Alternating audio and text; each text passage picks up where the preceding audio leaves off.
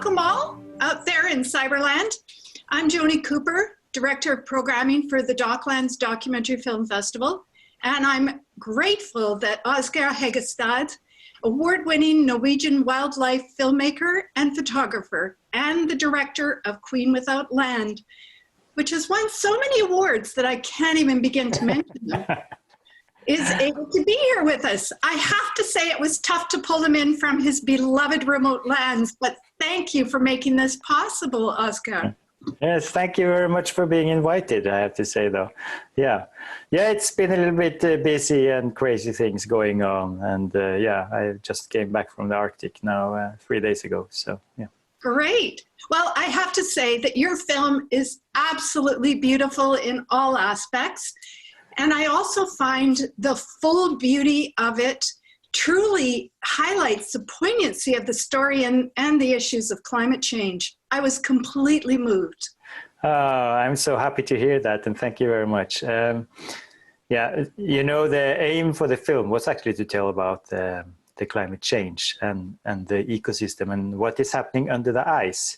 That's the most important thing. So when the ice disappears, the whole ecosystem fall apart up there. But there is no one who wants to see a program about ice algae and small crustaceans. So you need to have a furry, nice polar bear to lead us on the story. Yeah, in the story. Well, and you certainly did draw us in, drew me in completely with those first shots of frost and light and lucky. Yes. In fact, I don't think anyone could resist any of your opening scenes. Thank you for that. That's well done. Thank you. But it's such an amazing place, and the light up there is just you don't understand it before you are there somehow. When I come back now, the sun is just now. It's like a week ago or something, 1.5 weeks ago, you had midnight sun still. And then now in the middle of October, it will be darkness, complete darkness, polar night until February. So it goes very, very fast. And in between there, that's when you have the amazing light. So it's like in October, you will have some days when it's like a sunset during the whole day. And the crazy thing is that you can get this red and the blue together. It's a very strange thing because you have the very cold blue and then you have the warm sun, and it can make some very nice landscapes and good pictures for sure. Yeah. Oh, beautiful. Yes. So was it truly by accident that you came across frost in 2013? Yes, it was by accident. It was the thing is that I have always been eager to see polar bears, but this day in April, the 7th of April, I think in 2013, there was very little snow up there, so the ice was just frozen over the fjord, but there were no snow on the ice. And even though I like traveling with the polar dogs, it's not easy to film wildlife when you have like 20 wolves with you. They are also so restless, so you need to hang on with them. But it's a nice thing. But so I use a snowmobile, and out there on the ice there was no cooling, so I had to stop on the ice because it was overheated, and I was standing there for quite a long time, and suddenly I saw this bear so far away. It was like you cannot see the legs. You can imagine on there it's like everything is shivering, and then I could see small dots following her over the ice. And I tried to figure out where she intended to go, to just sit there and wait for her, which of course you can hear her for a far distance, and she liked to stay a kilometer away or something like that. So I just left her and I went into a place named Pyramiden to go there filming, and I was eating there because there is a hotel. It's like a ghost town, by the way. It has been left by everyone when the Soviet Union collapsed, and the hotel is still open there. So I went there and I ate the dinner. And when I went back, she was still out on ice, but then she had caught a seal. It was actually a ringed seal that had lost the hole in the ice. So it was an easy prey, I think, for her. I found out later on when she was finished and she had left. But I got a closer look to her. But when she left, then I just left her as well. And I was thinking that was it. But it should happen that she would follow me for, until now at least. So was that the first time you had seen polar bears at all up there? No. I had seen I met polar bears before. Yeah, but it was a very special thing because she's. It was a mother with small cubs. They were very small at that time, and they. She's a very special mother. She's very caring and playful, and it was a very special thing to see them. It was pretty obvious. Now, I do want to know, though, what happened after Frost slid down the slope toward you, because, we see everything just go whoop. And what happened after that? Yeah, to be honest, that was a little bit of surprise and a scary moment somehow, which you can also see, I think, because she was. I found her up. It's close to a glacier, and she was up in the moraines. You say that with all the sand and gravel, which the glacier has pushed in front of it. So it was a little bit chaotic place, but.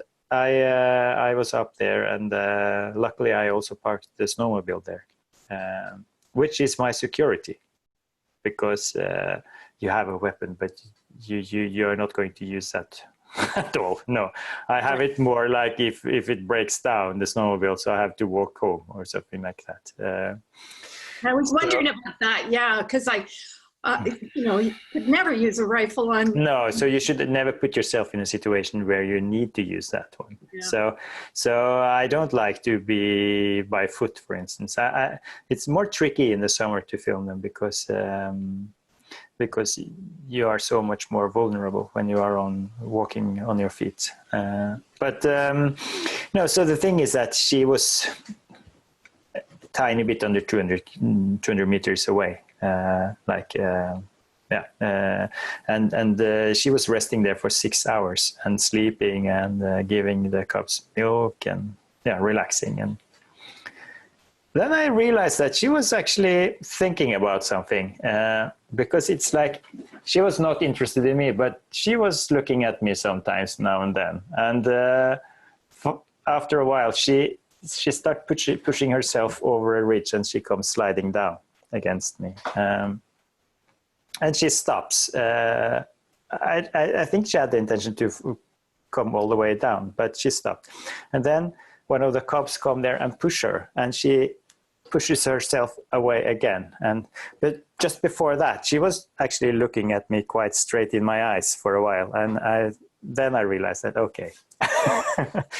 And then she comes sliding, and it's hard to imagine how slippery the polar fur is actually, because it wasn't very steep, but she came quite fast, and she had to brake a little bit with her paws, So there was something that stopped her there. So I think she stopped maybe 40, 50 meters away before she started walking closer to me. But I had to start the snowmobile, and my problem was that the snowmobile doesn't go very easy when it needs to warm up after all these hours. So it would like to have 5 minutes, which you don't have. And not then. Yeah, but the thing is that she stopped at my equipment. She stopped there looking at the equipment and sniffing on it, and I was sure she was going to break it, which she didn't do, luckily.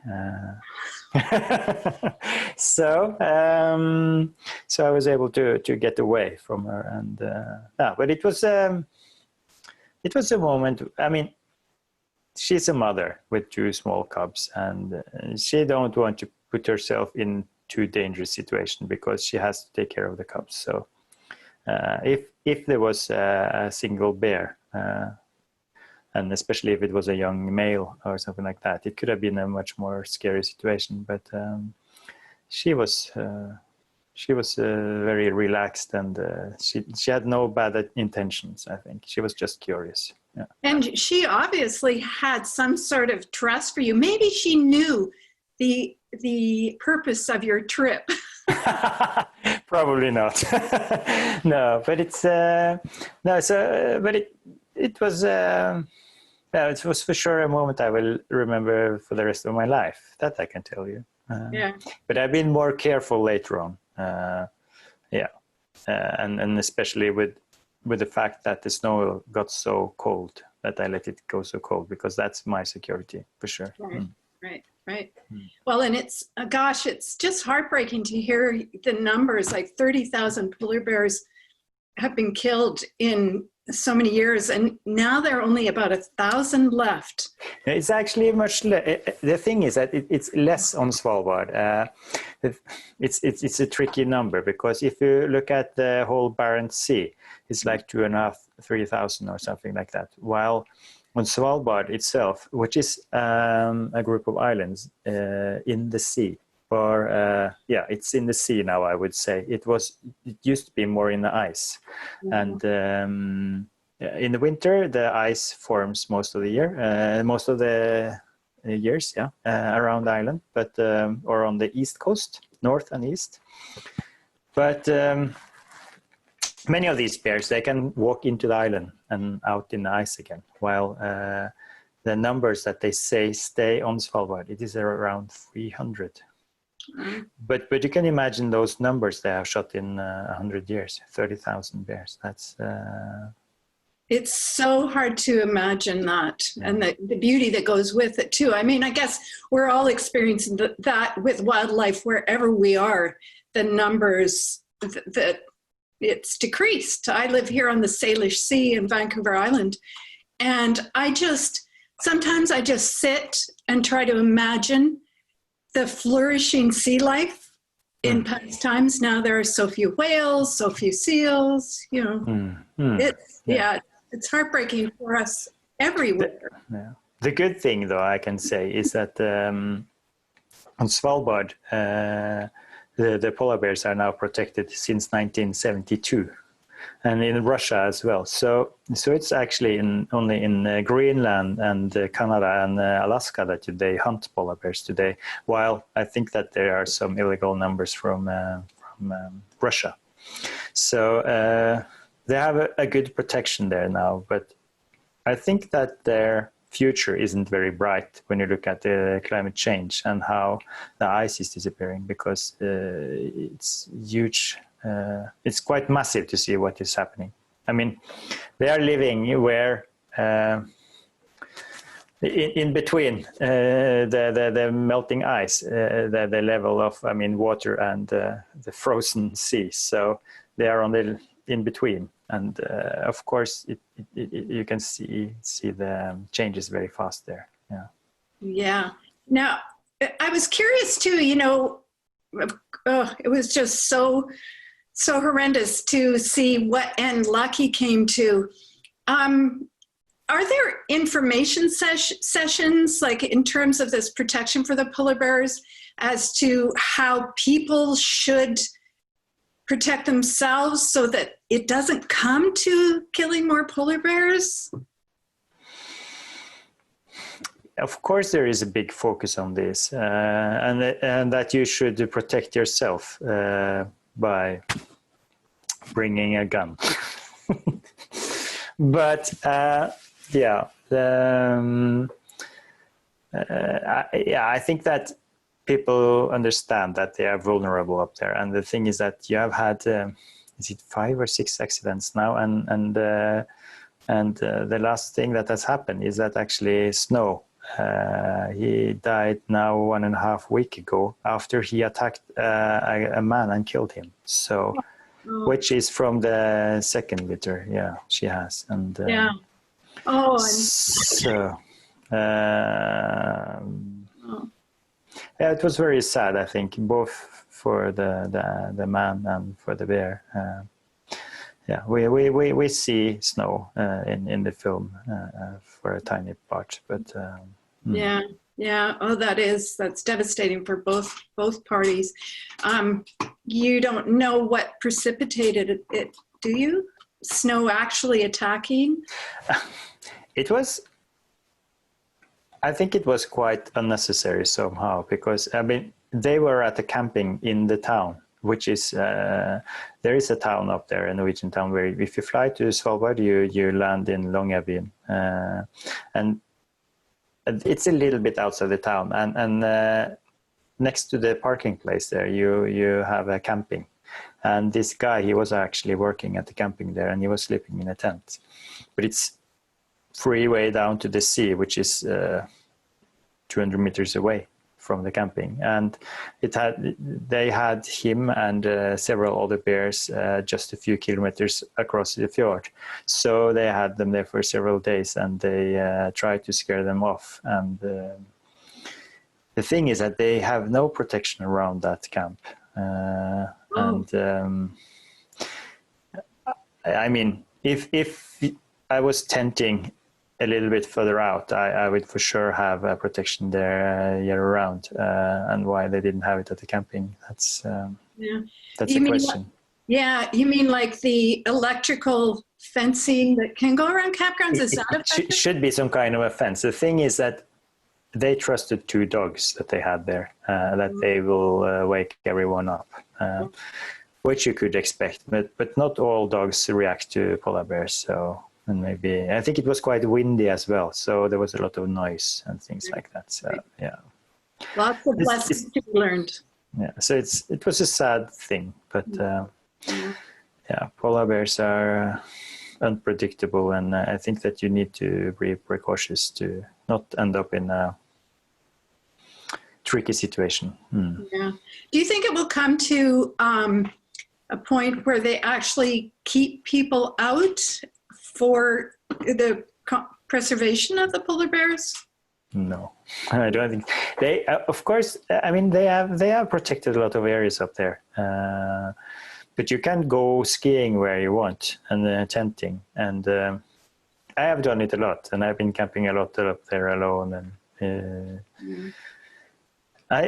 the more I know polar bears, I know that it is dangerous to sleep in a tent alone, at least down along the seaside, because polar bears, they are extremely curious, and they want to a tent, what is that? And if you are sleeping there, of course you doesn't look very dangerous. Everything is quiet, and it smells something special, etc. So I think you just invite them somehow. So today I wouldn't do that anymore.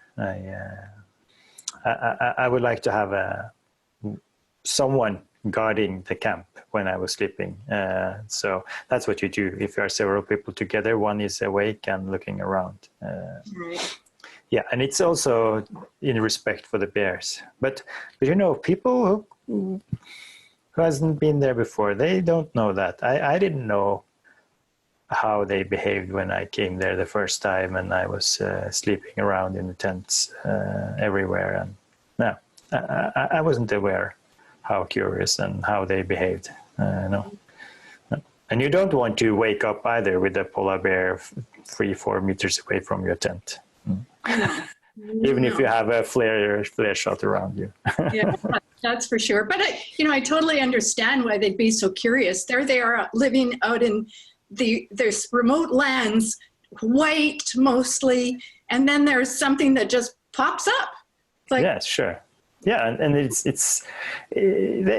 use every opportunity to find a bite as well. So even if they see that you're a human, yeah, why not try to see if it is chewable? Yeah, exactly. Yeah, yeah. Well, we honestly can't blame them for that, really. No, and that's one of those things that I see so clear when I am up there, that they are so amazing animals, and they are extremely clever. Actually, I think maybe because they need to figure out how can I get access to that seal over there on the ice, which they kind of so easily see them, but how can they get closer without being seen or letting it see that you want to catch the seal, actually? So I can see it with Frost when she's curious and she wants to come closer to me. She is making so many excuses for. She can sit down and scratch a little bit, and she's just going like this against me. And she's not looking so much at me. She's like occupied by everything else. Yeah. So when you see these bears and you see how they are caring and staying together as a family, because I think it's, first of all, in between. They are very solitary otherwise. So it's the mother and the cubs I'm talking about. And when you see how they behave, and they are just like us somehow. But when they have a confrontation with humans, they can be dangerous just like us. Yeah. But we are not so used to that anymore. Yeah.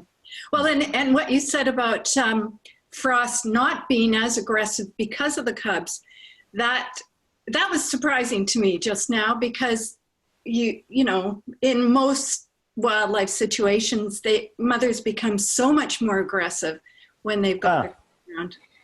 Yeah.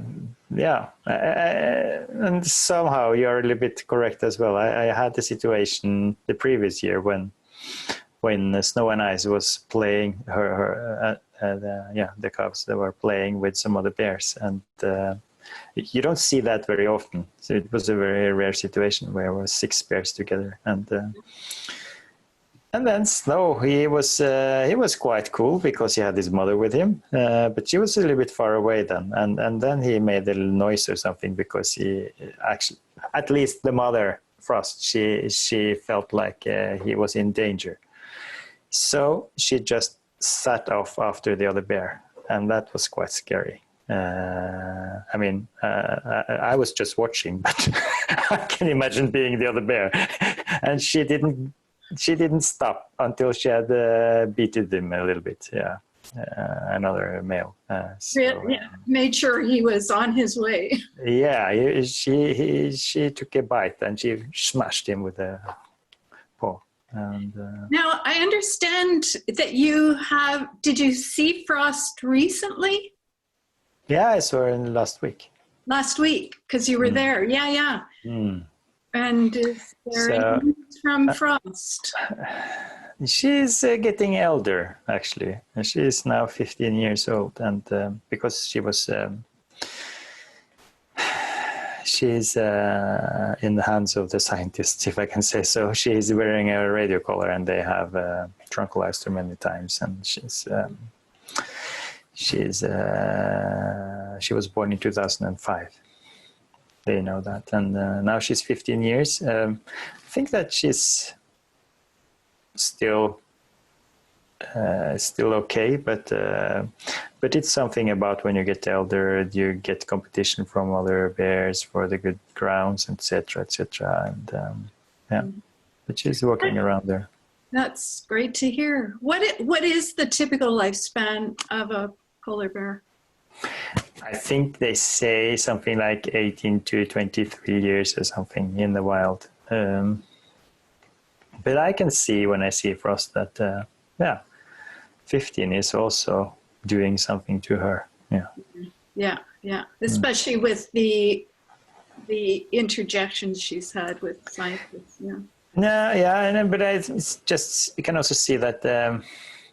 Especially now when the summer is longer and you have a long time without food, and you have, I mean, now in the summer they rely very much on the glaciers and where they are coughing into the ice, into the fjord. I mean, you have these chunks of ice, which is a resting place for the seals. You have the bearded seal and the ringed seal up on Svalbard, which they feed very much on, and they don't dare to stay on land.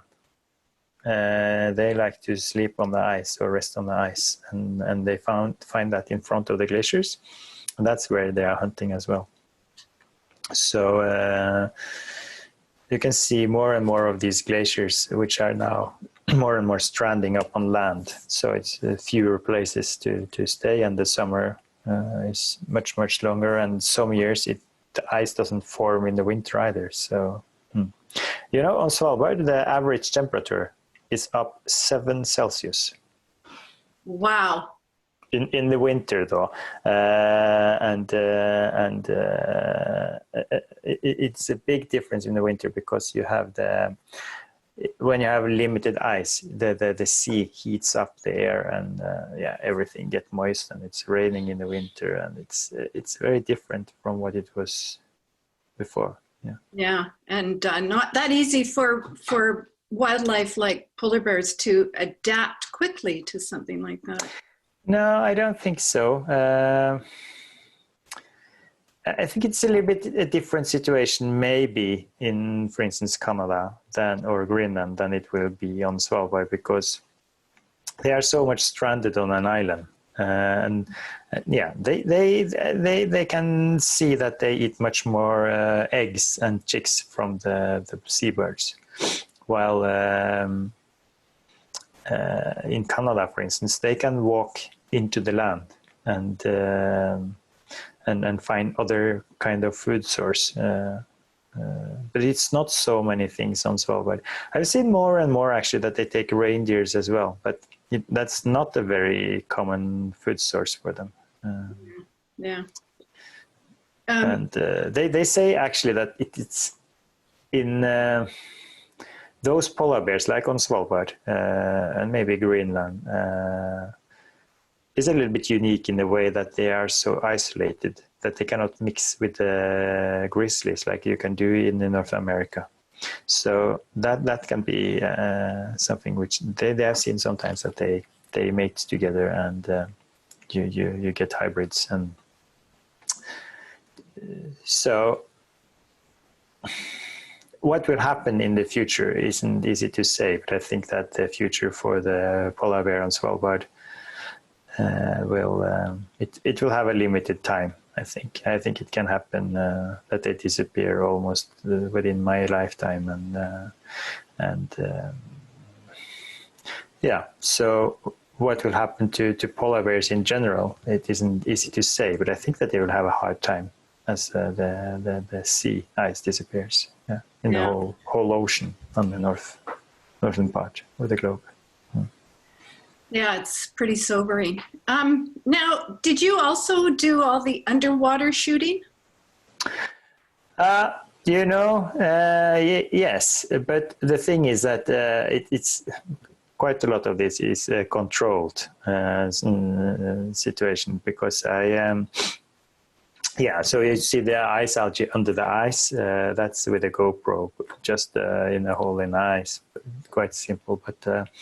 I went out with the scientists when they went out with their big vessel to measure a lot of things in the sea, and they helped me with the rinsed water and all these things too. So a lot of this is done under controlled circumstances. Actually, that's okay. So. Were the lights that we saw on the crustaceans, was that like actual natural lighting from them, coming from them? No, now I think you are, most of the crustaceans are actually, also the jellyfish, because the jellyfish is amazing. Are you thinking about the one who has these different colors which is spreading around them? Yeah, and the lights look like spotlights coming up. Yeah, that's crazy. They are not so big though. They are like this size, and it is also, which I have a light on them. But you can, if you are looking down in the sea, you can see this light in any case. But I used a spotlight there, and the thing is that in the summer it's quite a lot of dirt in the water because you have melting glaciers and things like that, which brings a lot of sediments into the water. So it's not always a very good sight there. Right, like anywhere. Yeah. Now, Was there anything that surprised you or that you learned yourself while making this film? I've learned a lot. A lot, yeah, a lot about polar bears, at least. Yeah. And how caring they are, yeah. And how, and how somehow, I don't know if we can say that they are misunderstood, because I think people love them. But I love them more, and I just see that there is a crush with the humans there. And and of course it has been a nice travel together with scientists and everything to see how everything is so dependent on the ice, because the ice is, up there it is most of the year very cold, but the midnight sun shines from 20th of April for almost a half a year. But it's so when 20th of April, that's early compared to when it's a temperature where plants can grow. Then you need to go to the end of May, beginning of June, I think. So the sea ice is like a field where things can grow under the ice, because even if it is minus 20 Celsius above the sea ice, the underside never get colder than minus 1.8 because it freezes to ice then. So it's a very stable temperature. And the polar sea is very deep. So everything which is there can circulate and disappear in the dark, which is not a good thing if you need photosynthesis. So the ice algae grows under the ice, and they make omega-3 fat, which is a good food source for the crustaceans. Actually, they produce the omega-3, and they can contain 70% of this fat, which is the food for seabirds and polar cod fish, and which is the food for the seal and then the polar bear. So without the ice, it wouldn't be that rich life up there at all. Wow. It's not just a hunting ground for the polar bear. It is an important field for growing ice algae. Yeah. Well, in your film really covered all the aspects of what is affected by climate change. And I think also because of the love you have for polar bears, and the families that you got to witness and take, sort of live with for a while, I think that really helps people to care even more. Yeah. So that I so appreciate that. Yeah. Yeah. Thank you. I realized that when I started to make this film, I realized that making a film about climate change, I mean, people don't want to see that. It's a little bit boring. We have heard so much about it and blah, blah, blah, blah. But if you make a film about polar bears and you tell that other story as well, then everyone wants to see it. And I think that's the success with the film as well. For me, that's the success. So other people see what they want. But I think that you cannot avoid getting the message as well. Yeah. Well, what was your favorite moment or moments? And I can almost guess one of your answers by the smile we saw in your face when you saw frost, snow, and ice show up on the camera trap. But did you have favorite moments? I think that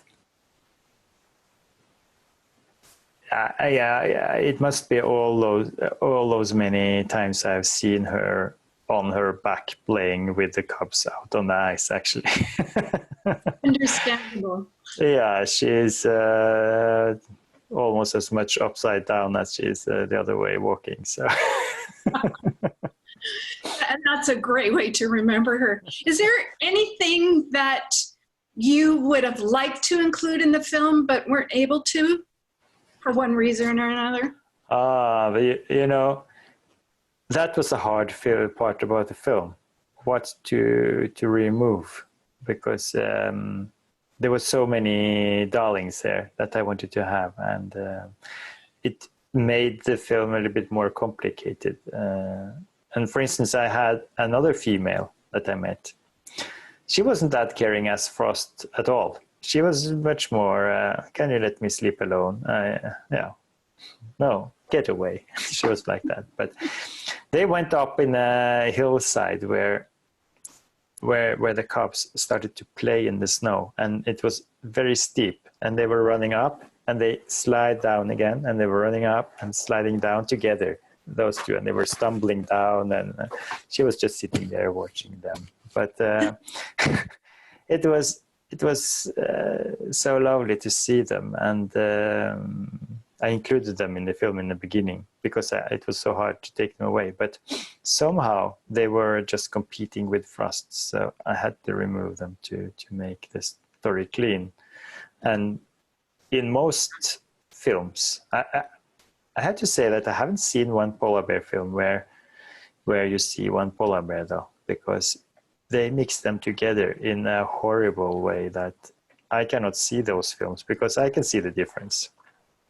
Yes. I know so many polar bears up there, and I feel like I can see difference on very many of them. You can see them as individuals now. Yeah, sure. Of course. So it's like, so one of those winters there, I had like, it was 15 different bears, and you can, that's that one and that one. So you see the difference.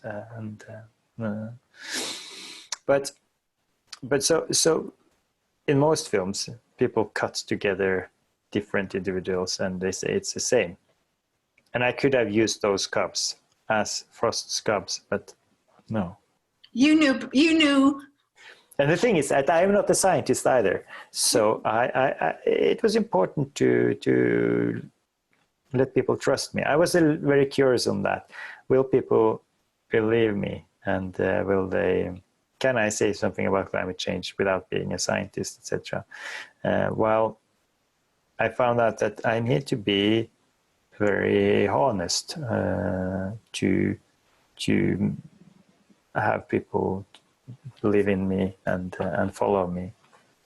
I think maybe the only thing which could have been a little bit more honest in that sense is that in the film you can see that I am living in a very small and extremely cold cabin, and it seems like I'm living there for years, but it is a little bit less than that. It isn't that much because you have a lot of equipment and you need to charge batteries and all these things, and it's about what is practical. So, but you cannot. I didn't want to involve the town and what that brings because it's not a nice place somehow. Not for a film like that. No. Yes, and really, you didn't say that's where you were the whole time. You came and went from there, and yeah. So I think that it's. I took that freedom, but except from that, when I say it's Frost and her cubs, it's Frost. Yeah. Yes. Is there anything like if somebody who sees the film wants to help, like more than just, of course, climate change in general, but maybe assist Svalbard in some way? Is there anything that you could suggest? I don't know. I think that everyone has something to do.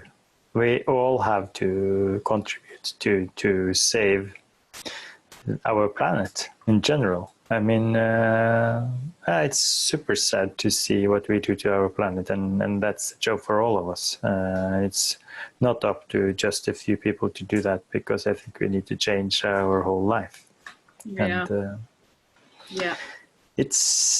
I think that for Svalbard, maybe it's even too late, because what we have left of emissions out in the atmosphere is already so much that it will stay there for hundreds of years. So it's like a huge train, and it cannot stop that easy. Yeah. But we have fixed many things though. So I think that I feel like people are now getting more and more aware of that this is going wrong, and if the planet should continue to be a nice place for animals and our children, etc., we need to make a change. Yeah. And I think too that we are becoming more aware because we see effects of climate change, they're not just kept to a specific area, they spread. Like as I sit here on Vancouver Island, there is no sunshine because of the fires up and down the west coast of the United States. So you can feel it up there as well. We're feeling it really badly. And in fact, for 2 days running, or at least one day, the air quality in Vancouver, BC was actually tied with Portland, which were had the worst air quality of anywhere in the world. Wow. Because of the fires. So I think things like this happening make us all aware that we just don't keep it at home. It affects all of us. And I actually liked the question that you posed. This planet is home to all of us. Can we afford to ignore it? Yeah. No, it's so sad to see how we treat. I mean, one thing is the climate. I think that we are also destroying way too much nature, and that we use the ocean as a garbage place, filling it up with plastic. It's just so sad. Plastic is one thing, but it's also like, oh, that kind of fish, you shouldn't eat that regularly, and if you are pregnant, you should definitely not eat that one, and yeah, that's now. How will that be in 30 years? If we destroy that food source, that's one thing for us, but I mean, we destroy things which is so important for the life on the planet, and when we cut down the rainforest, etc. And I get so furious when I see that they like to cut down the rainforest and make biofuel, etc. And I mean, we need to solve the problem somehow, but I don't think that destroying more nature can solve anything. We have to learn to live differently. We can't go on stealing from one place to give us a luxury someplace else. We just can't do that anymore. No. So that's also a hard thing about, I mean, I should have been there. It would have been so nice if we had the possibility to meet at the festival, etc. And of course, it's far away from where I live. So it is. That's one of those things that I'm struggling with all the time. And it's like when I went to Svalbard now, it's only a 3-hour flight from here. But in any case, it's you can wonder, is it worth it that I'm traveling up there to film? Even at the same time, I think it's very important to tell what is happening up there. So, yes, and I think I don't know. I think that our travel will also change. It may not be in our lifetime, but it will change.